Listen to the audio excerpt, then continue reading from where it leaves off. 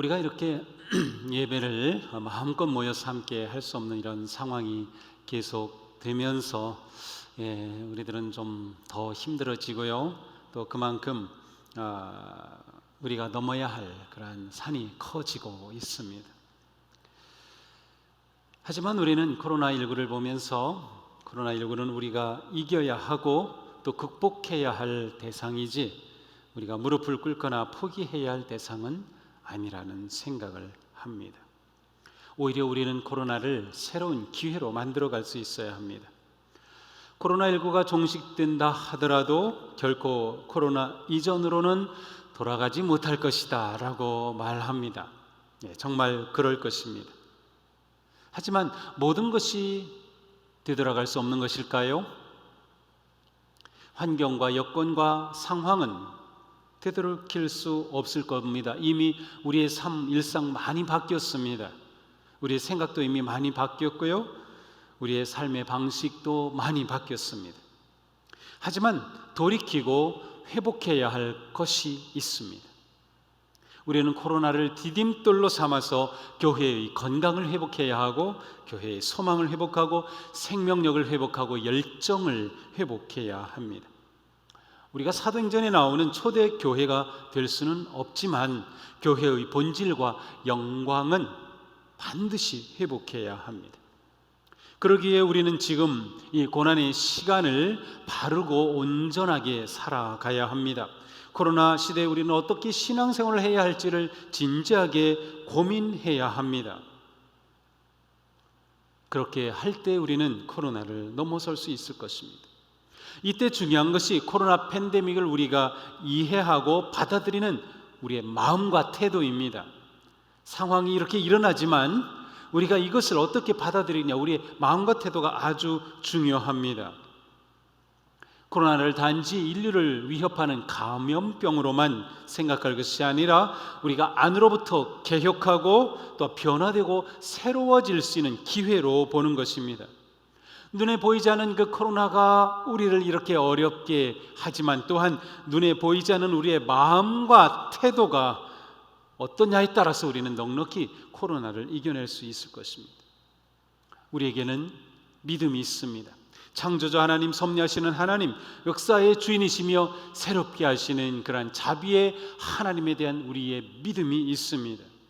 우리에게는 믿음이 있습니다. 왕이시며 십자가의 은혜로 구원하시고 언제나 우리와 함께 하시는 부활의 주여 승리의 왕이신 예수 그리스도님에 대한 우리의 믿음이 있습니다. 우리에게는 믿음이 있습니다. 생명과 능력의 하나님이신 성령님의 역사와 위로와 권능과 은혜에 대한 우리의 믿음이 있습니다. 자, 우리에게 이러한 믿음이 있다면 우리는 지금 이 혼돈과 위기와 두려움의 시간에 과연 이 믿음을 사용하고 있습니까?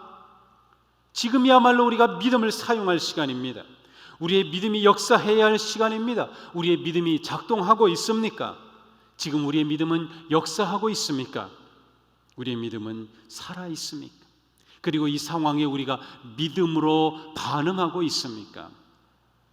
이달의 암송 구절 기억하시나요? 당신들은 나를 헤아려 하였으나 하나님은 그것을 선으로 바꾸사 오늘과 같이 많은 백성의 생명을 구원하셨다. 요셉의 고백입니다. 얼마나 힘이 되는 은혜로운 말씀입니까? 우리가 가지고 있는 믿음이 바로 이것입니다. 하나님께서는 분명히 바꾸실 수 있는 것이죠. 그래서 우리가 코로나가 끝날 때 이렇게 고백할 수 있을 것입니다. 코로나는 우리를 헤아려 하였으나 하나님께서는 그것을 선으로 바꾸사 우리에게 생명을 주시고 구원하여 주셨습니다. 오늘 우리는 이 믿음으로 하나님을 예배하고 또한 이 믿음으로 하나님을 더욱 의지합니다. 지난주 목요일에 한 권사님 입주 신방을 하게 되었습니다. 코로나라서 다 마스크하고 그리고 신방을 하게 되었는데요. 그 권사님께서 쭉 지나온 삶을 이야기하시면서 이달의 암송 이 말씀이 얼마나 은혜화되고 힘이 되었는지 이 말씀으로 이기게 되었다고 고백하였습니다. 저는 그 말씀을 들으면서 은혜를 감동을 받았습니다. 당신들은 나를 헤아려 했으나 삶의 과정에서 어려움이 몰려오고 정말 힘들게 하는 그러한 상황이 있었지만 하나님께서는 그것을 선으로 바꾸셔서 오히려 그것을 통하여 잘 되게 길을 열어주신 하나님을 고백하는 그런 모습을 보았습니다. 이것이 바로 코로나를 이기며 살아가는 모습이죠. 그렇습니다. 우리가 하나님의 섭리하심과 다스리심과 역사하심에 대한 믿음을 가질 때 코로나는 단지 사회와 경제와 문화와 신앙의 위기가 아니라 우리가 본질을 회복할 수 있는, 또한 우리가 새로워질 수 있는, 개혁할 수 있는 기회가 된다고 하는 것입니다. 고난이 오히려 유익이 되는 것이죠. 믿음의 사람은 환난의 때에 남다릅니다. 믿음의 사람은 환난의 때에 빛이 나게 되어 있습니다. 사도 바울도 고난을 보는 눈이 달랐습니다. 그는 이렇게 고백합니다. 그뿐 아니라 우리는 환난을 기뻐합니다. 환난은 인내를 낳고 인내는 시련을 낳고 인격을 낳고 인격은 희망을 낳는 줄을 우리는 알고 있기 때문입니다. 시편 119편의 시인도 고백합니다. 고난을 당한 것이 내게는 오히려 유익이 되었습니다. 그 고난 때문에 나는 주님의 율례를 새롭게 배우고 깨닫게 되었습니다라고 고백합니다. 우리의 믿음이 진실하다면, 우리의 믿음이 살아있다면, 우리의 믿음이 우리 가운데 역사하고 우리가 믿음으로 일한다면 고난은 오히려 우리에게 기회가 되며, 고난은 우리에게 은혜가 되며 우리가 성장하고 성숙할 은혜의 시간이 될 수 있습니다. 자, 그러므로 우리는 고난 중에도 믿음의 유익을 얻을 수가 있습니다. 사실 코로나는 우리를 위협할 뿐만 아니라 이미 우리에게 많은 것들을 깨우쳐주고 있습니다. 그 가운데 하나는 우리가 건물 중심의 신앙생활을 해왔다는 것입니다. 그렇게 되면서 우리는 세상과 멀어졌다는 것이죠. 좋은 의미로 세상과 멀어진 게 아니라 좀 부정적인 의미로 말하는 것입니다. 최근에 무리를 일으킨 그 교회를 보면서, 또한 계속해서 방역 지침을 어기고 대면 예배를 강행하는 교회들을 보면서 많은 것들을 생각하게 됩니다. 그동안 우리는 예배당 안에 머물고 교회라는 울타리 안에 안주하면서 세상과의 공감대를 잃어버린 것입니다. 세상의 울부짖음과 세상의 두려움과 세상의 아픔과 절망에 교회가 위로와 희망과 사랑으로 공감할 수 있는 능력을 상실했다는 것을 보여주고 있습니다. 이렇게 되니까 오히려 교회가 세상으로부터 교만하며 무례하며 무지한 종교 집단으로 비난받는 가슴 아픈 현실을 우리가 경험하고 있습니다. 우리는 잘못된 이러한 교회의 모습을 보면서 반면 교사로 삼아야 합니다. 우리는 인류의 평화, 사랑과 선함, 생명과 구원이라고 하는 소중한 우리의 믿음의 가치, 바로 이것을 우리의 삶의 자리에서 그대로 드러내는 데 힘을 기울여야 합니다. 만약 우리가 코로나로 인해서 모이지 못하는 것이 내 신앙이 약해지고 내 영적 삶의 중단으로 여겨졌다면 우리는 지나치게 건물 중심의 신앙생활을 해왔다는 것을 드러내는 것입니다. 진정한 믿음의 생활, 진정한 교회 생활은 사회와 일상을 품는 생활이어야 합니다. 우리의 교회 생활은 일상에서 완성됩니다. 이 말은 우리의 신앙의 열매가 우리 일상 속에서 너 만나는 사람과 관계 속에서 맺어져야 한다는 말입니다. 믿음의 생활화, 믿음의 사회화가 이루어져야 한다는 뜻이죠. 그러니 우리는 교회 생활과 신앙 생활을 분리하고 일상생활을 분리하여 이분법적으로 생각했던 틀을 벗어나야 합니다. 우리의 가정과 일상을 아주 중요하게 여기고 바로 그것이 내가 복음을 실천하며 살아가는 삶의 자리라고 생각해야 합니다. 진정한 신앙생활은 우리가 작은 예수가 되어서 우리가 살아가는 그 삶의 자리에서 내가 교회를 대표하여 있다라고 하는 마음으로 살아가는 것입니다. 이렇게 될 때 모이는 교회인 우리는 흩어지는 교회를 완성하게 되는 것이죠. 우리가 온라인으로 예배를 드린다 하더라도 진정으로 예배를 드리며 하나님을 구한다면 우리의 예배하는 그 자리가, 우리의 그 가정이, 우리 일터가 성소가 되며 그곳이 거룩한 우리의 삶의 열매가 맺는 장소가 될 것입니다. 바로 이것이 우리가 기대하는 진정한 모습입니다. 하나님 안에 있는 우리에게 연단과 시련은 영적 성장의 시간이 될 수 있습니다. 하나님은 우리가 성장하도록 교회로 부르셨죠. 그러므로 우리는 성공이 아닌 성장과 성숙으로 방향을 바로 잡아야 합니다. 코로나가 지금 우리에게 이것을 일깨워주고 있습니다. 우리가 바르고 온전한 영적의 삶을 세우고 진정한 그리스도의 몸인 교회를 세우는 것은 세 가지 방향이 잘 균형 잡혀야 합니다. 하나님을 향한 방향, 우리 자신을 향한 방향, 그리고 이웃과 세상을 향한 방향입니다. 우리는 지금 비대면 언택트 시대에 살고 있지만 이 시대에 우리의 신앙생활은 거꾸로 더 가깝고 더 친밀한 언택트의 삶을 추구해야 합니다. 하나님과 더 가까워져야 되고 나와 더 가까워져서 내 내면을 보살피며 내 내면의 정원을 잘 가꾸어가고 그리고 우리의 가족과 이웃과 교우들과 더 진정한 마음의 문을 열고 가까워지려는 그러한 삶이 있어야 돼요. 코로나 이전의 방식은 이제는 유용하지 않게 되었습니다. 이미 모이는 것 자체도 이렇게 제한이 되어 있는 상황입니다. 코로나 이전의 방식은 더 이상 작동하지 않습니다. 유효기간이 지났습니다. 그래서 우리가 씨름하는 것이 바로 이것입니다. 더 친밀하고 더 가까운 마음의 교제와 사랑을 어떻게 새로운 방식으로 세워가느냐입니다. 본질을 버리는 것이 아니라 코로나 시대의 교회와 성도됨의 본 뜻을 어떻게 지켜나가느냐입니다. 그러므로 말씀을 먹는 것도 우리는 새로운 방식을 찾아서 해야 하고 예배 드리는 것도 새로운 방식으로 예배를 드려야 하고 비대면 속에서도 우리는 대면보다 오히려 더 가깝게 마음을 소통하고 섬김과 사랑의 삶을 열심히 살기 위해 우리는 적극적이고 더욱 자발적으로 참여해야 합니다.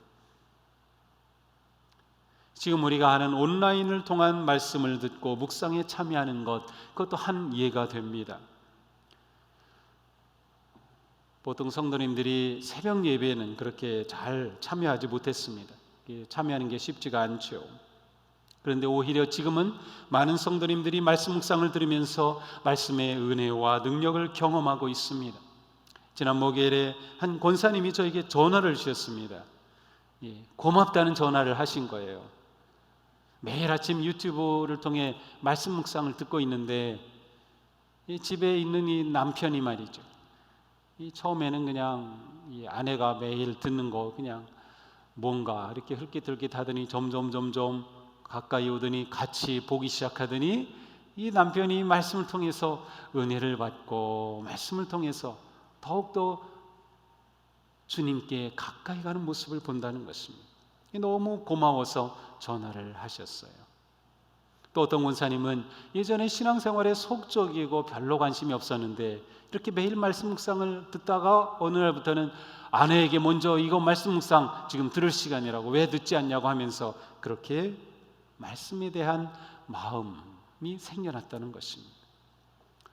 이런 것들을 제가 들으면서 그렇다면 이것은 코로나 이전에는 전혀 생각할 수 없었던 것입니다. 어떻게 말씀으로 그렇게 우리 교회에 나오지 않은 그분께 다가설 수 있었으며 어떻게 우리가 말씀으로 다가설 수 있었어요? 그건 불가능했던 일이에요. 생각하지 못했던 영역이죠. 그러나 지금은 새로운 일들이 일어나고 있습니다. 이처럼 우리는 새로운 방식이 전혀 예상하지 못했던 놀라운 변화를 가져옴을 볼 수 있습니다. 바로 이것이 우리가 앞으로 계속해서 찾아내야 할 새로운 방식입니다. 온라인 세계로 들어가면서 우리는 새로운 유익한 방식을 계속 찾아내야 합니다. 코로나로 인해 불편하죠, 답답하죠, 어려움이 있어요. 그러나 이 어려움만 보지 말고 오히려 이것을 통해 긍정적이고 창조적인 마음으로 본다면 위기 속에 숨어있는 예기치 않은 은혜의 수단을 발견하게 될 것입니다. 우선 우리는 온라인 세계의 문화를 두려워하지 말아야 합니다. 온라인 세계와 만나는 것을 두려워하지 말아야 합니다. 온라인은 친절하다 이렇게 생각해 주셔야 합니다. 실제로 친절한 온라인 세계를 지금 살고 계시죠? 예전에는 어디 집에 앉아서 띡띡띡만 하면은 그냥 집에 음식이 배달되고 뭐 새벽에 딱 배달이 되고 뭐 얼마나 친절해졌습니까? 연세 많으신 분들을, 특별히 지금 여기 앉으신 분들은 이 온라인 세계가 아직 혼란스러울 것입니다. 예, 스마트폰 하는 것조차도 쉽지 않고 카톡 하는 것도 쉽지 않고, 그런데 뭐 화상 통화다, 온라인 예배다, 막 이런 것들이 너무도 부담스럽죠. 나는 이 변화하는 세계에 따라갈 수 없어라는 마음이 들죠. 그냥 조용히 살다 죽어야지. 사실 저도 담임 목사가 아니면 요즘 같은 세상에 나는 자연인이다 그거 보시나요 혹시? 저도 가끔 보는데 나도 그렇게 살고 싶은 마음이 종종 있어요. 그런데 어떡합니까? 어떻게든 이 온라인 세계 안에 저도 좀 들어가서 이 좋은 방법을 좀 찾고 해야죠. 온라인 예배도 드려야 하니까 말이죠. 저도 처음에는 굉장히 힘들었어요. 하지만 제가 영상도 찍고 그렇게 또 올리고 그렇게 하면서 저도 해보니까 재미있고요, 좋아요. 그리고 무엇보다 이렇게 직접 얼굴은 못 봐도 성도님들 통해서 서로 만날 수 있고 또 새로운 방법으로 소통할 수 있게 되니까 너무 기뻐요. 이 성도님들이 고맙게도 그런 것들을 이렇게 잘 표현해 주셔요. 유튜브에 댓글을 달아주시기도 하고 또 문자로 카톡으로 보내주시기도 하고 또 저한테 보내는 게 부담스러우니까 제 아내에게 보내주시기도 하고 또 속장님에게 보내주시기도 하고, 네, 너무도 제가 그런 것을 보면서 힘을 얻고 이렇게 우리가 소통하게 되니까 너무 기쁘고 합니다. 저보다 어린 분들, 네, 아직 환갑 지나지 않은 분들은 저보다 무조건 어립니다. 그런 분들은 무조건 이 스마트폰에 유튜브 교회 구독하시고 이 온라인 세상에 무조건 들어오셔야 합니다. 80 이하이신 분들 하실 수 있어요. 여기 80 넘으신 분도 계신데요. 하실 수 있어요. 한번 해보는 것입니다. 이게 다 장벽같이 느껴지죠.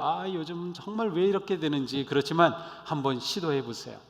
손주들하고 소통하려면 우리 할머니 할아버지들이 이거 하는 거 배워야 합니다. 지금 못 배우면 이제 영원히 배우긴 틀렸어요. 갑자기 막 이렇게 온라인 세계가 돼버리는 바람에 지금 따라잡아야 합니다. 모르면 도와달라고 해주세요. 괜찮아요. 뭐 이거 못하는 거 부끄러운 거 전혀 아닙니다. 온라인에 대한 두려움을 몰아내셔야 합니다.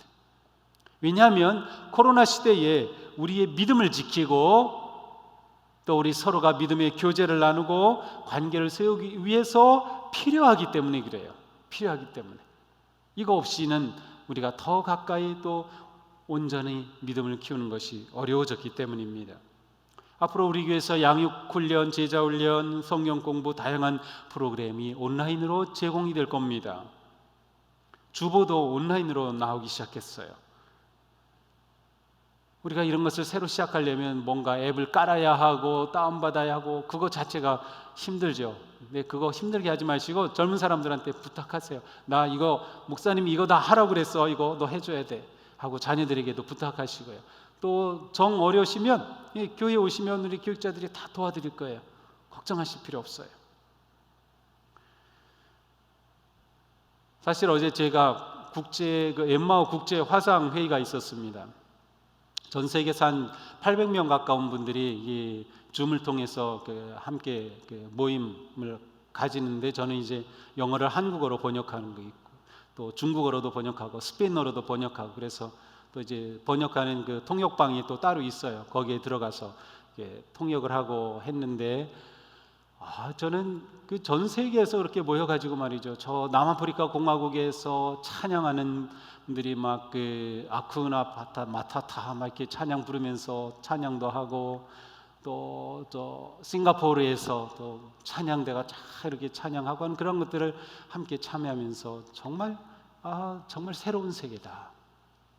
그러니까 우리가 이런 것들을 함께 은혜롭게 누리려면 온라인을 두려워하지 마시고 이 새로운 IT 세계에 우리가 직접 좀 참여 용기를 가지고 해야 합니다. 자, 이렇게 하면 온라인이 악마가 아니라 천사로 바뀝니다. 천사로 바뀌어요. 그래서 그 두렵던 게 내게 굉장히 도움을 주는 편리한 도구가 될 수 있습니다. 이참에 우리 자녀들은 부모님에게 집에 인터넷 좀 깔아드리고요, 와이파이 할 수 있게 좀 해주시면 부모님들이 온라인을 마음껏 즐기실 수 있어요. 제 생각에 이번 추석 선물은 부모님에게 인터넷 깔아드리고 온라인 할 수 있도록 해드리는 것, 그겁니다. 자, 이제 교회에서 제공하는 모든 프로그램 내가 참여해보겠다, 온라인으로 제공하는 거 참여해보겠다, 이렇게 작정하셔야 됩니다. 예전에는 상상할 수 없었던 다양하고 또 실제적이고 좋은 그러한 프로그램들을 우리가 마음껏 또 시작할 수 있는 상황이 되었습니다. 지난 석 달 동안 온라인으로 제자훈련을 했어요. 밴드를 통해서 했는데 68명이 일단 수료를 했어요.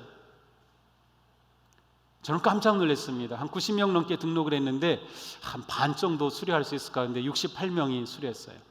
아직 수료하시지 못한 분들은 나머지 영상 다시 한번 보시고요, 그거 과점을 내주시면 늦게라도 수료 가능합니다. 네, 그 밴드에 제가 유튜브 걸어놨으니까 그거 보시면 됩니다. 이게 얼마나 놀라운 일입니까? 80세가 넘으신 81세가 되신 우리 권사님 한 분은 처음으로 밴드에 들어오셨어요. 왜냐하면 기도하는 엄마들 사기에 참여하시기 위해서. 그래서 아들 보고 이거 해달라고 해서 그 아들이 네이버에서 일하고 있어요. 그런데 그 엄마가 이제 밴드를 깔았어요. 그리고 들어와가지고 참여를 하셨어요. 이번 주에 끝나는데 들어오시면 또 기도 제목 올려야 되는데 문자로 이렇게 하려니까는 30분 걸린대요. 그래도 하셔요. 그래, 너무 어려우니까 그러면 종이에다가 기도 제목 쓰시고 사진 찍어서 사진으로 올리세요. 그것도 좋은 방법이죠. 여기 계신 분들 하실 수 있습니다. 이분이 81세이시니까 80세 이상은 누구나 하실 수 있어요. 아니 90세도 할 수 있습니다. 이처럼 우리는 새로운 세계를 잘 활용을 하면 우리의 믿음 생활에 크게 도움을 받을 수 있습니다. 코로나 시대 신앙생활 어떻게 해야 할까요? 온라인과 친해지는 것입니다. 온라인 세계를 두려워하지 않는 것이죠. 온라인을 통해 오히려 우리의 믿음이 든든해지고 사랑의 관계가 친밀해지고 말씀의 능력을 얻으며 진정한 교회로 성숙할 수 있어요. 그래서 우리는 온라인을 친구로 만들어야 합니다.